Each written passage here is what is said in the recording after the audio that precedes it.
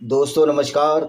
जैसा कि आपको पता है कि हम आज चर्चा का विषय है हमारा कि क्या इस्लाम वास्तव में एक अच्छी विचारधारा है और इस्लाम का आखिर उद्देश्य क्या है। तो दोस्तों ये आपको हम बताना चाहते हैं, इस्लाम का जो उद्देश्य था वो उद्देश्य उनके मोहम्मद साहब की विचारधारा से प्रेरित था। और मोहम्मद साहब की विचारधारा थी, मोहम्मद साहब का जो वेश था, जो इस्लाम का जो बेस है वो नफ़रत पर आधारित था। क्योंकि मोहम्मद साहब जब झूठ बोला करते थे, मोहम्मद साहब से बड़ा कोई झूठा पैगंबर नहीं हुआ। मोहम्मद साहब जब झूठ बोलते थे तो लगातार झूठ बोला जाते थे और उनके झूठ का पर्दाफाश भी हो जाता था। मोहम्मद साहब ने जो सबसे पहला बड़ा झूठ बोला वो ये बोला कि एक फरिश्ता आया मेरे पास, हीरा की गुफा में चले जाते थे। हीरा की गुफा 10-12 किलोमीटर है जहाँ मोहम्मद का घर था। और वो आया फरिश्ता, उसने मेरे को दबोच लिया, मैं कांप गया और फिर मैं भागा भागा खदीजा यानी अपने घर आया जब इसकी शादी हो चुकी थी। सवाल ये, जो हीरा की गुफा है, जो मक्का गए उनको पता है कि 10-12 किलोमीटर दूर है।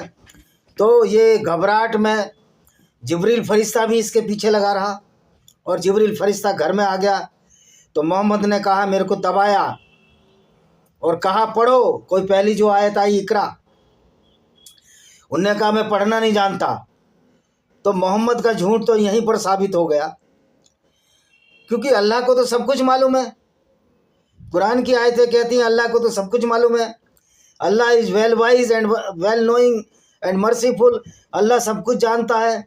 तो अल्लाह को ये पता नहीं था कि मोहम्मद पढ़ना जानता नहीं है, मोहम्मद अनपढ़ है, मोहम्मद को पढ़ना नहीं आता। फिर भी उसने पर्ची क्यों दी जिब्राइल को, और जिब्राइल बार बार क्यों कह रहा था पढ़ो और पढ़ो। तो दोस्तों ये पहला झूठ मोहम्मद का यहाँ पर साबित हो जाता है कि मोहम्मद के पास कोई जिब्राइल फरिश्ता नहीं आया था, बल्कि मोहम्मद को मेंटली डिसऑर्डर था, इनको मिर्गी के दौरे आते थे। और जो इन्होंने एक बार मान लिया नॉर्सिज्म का रोग था, उस चीज़ को ये बार बार कहते थे। तो मोहम्मद ने ये झूठ बोला। फिर आयशा जो कि इसकी पत्नी थी, आयशा पहले भी 2 बार विधवा हो चुकी थी, तो वो नहीं चाहती थी कि इसका पति फिर मर जाए। तो उसने कहा, हाँ क्या तुम नहीं जानते वो जिब्रील फरिश्ता था, क्योंकि खदीजा ईसाई थी और गैब्रियल फरिश्ते का नाम जिसको जिब्रील किया अरबी क्रम में वो जानती थी। तो उसने जिब्रील फरिश्ते का ही नाम क्यों लिया, क्योंकि वो ईसाई थी। उसने कोई भारतीय देवदूतों का नाम क्यों नहीं लिया। भाई सनातन वैदिक धर्म में भी तो देवदूत हुआ करते